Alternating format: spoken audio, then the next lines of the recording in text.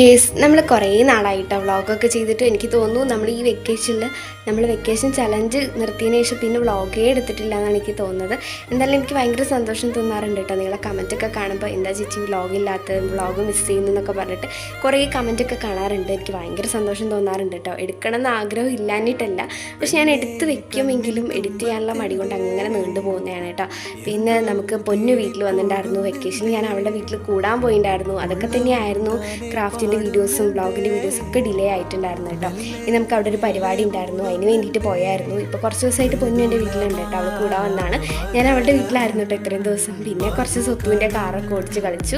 എന്തായാലും ഇനി നമ്മൾ അങ്ങോട്ട് വ്ളോഗൊക്കെ ഇടാൻ വിചാരിച്ചു. പിന്നെ വൈകുന്നേരമായപ്പോൾ നമ്മൾ കള്ളനും പോലീസൊക്കെ കളിച്ചു. ഇതൊക്കെ ഭയങ്കര നൊസ്റ്റാൾജി ആയിട്ടുള്ള സംഭവമാണ് കേട്ടോ.